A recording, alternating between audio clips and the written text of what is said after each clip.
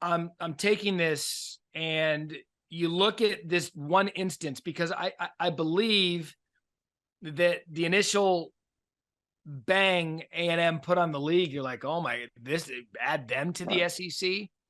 And you need to understand, let's just say Texas. I think Texas is the great example here because, as you said, it's one of the more bitter rivalries in all of college football, Texas and Texas A&M.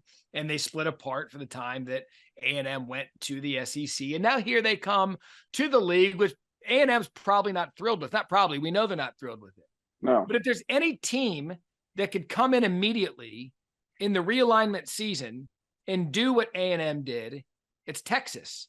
The problem is, what we've learned out of A&M is it has to be sustainable, and that's going to be the challenge for these teams that are going to different leagues for the first time. Initially, it's all cakes, pies, and honeymoons, but eventually you got to settle into what the conference is and what your program is going to be. Well, you can't you really can't fault Texas for the move, because frankly they weren't making they were really in trouble in the Big 12, and I think some of it was they had the program had just become stale.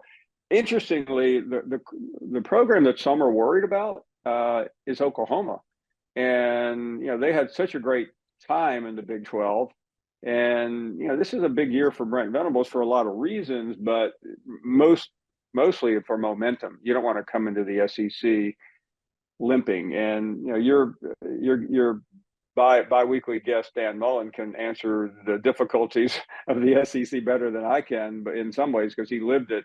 But the SEC is about sustainability. A good year or two doesn't really matter if you can't sustain it. What about success on the field? Because financially, we're not going to sit here and pretend that these aren't no-brainers.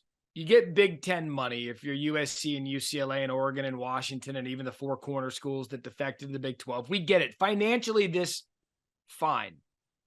But are these presidents and these athletic directors in these schools, are they putting the financial gain ahead of, wait a second, is this the best move for the football program for what we're trying to do, which ultimately, Paul, is win games and win conference championships and get to the college football playoff?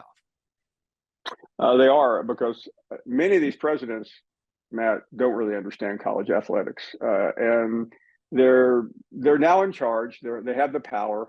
They couldn't explain. I bet if you grab, I'm not saying every one of these presidents, but you grabbed a few Power 5 presidents at random, they probably couldn't tell you the makeup of the CFP, how it worked, what the operation was. They just know, okay, somebody's offering us a lot of money. There's a lot of media. They're very influenced by whatever is being said. And I mean, even here, I know some of these men and women, as you do, and they're politicians. They're supposed to be academicians, but in essence, they're politicians.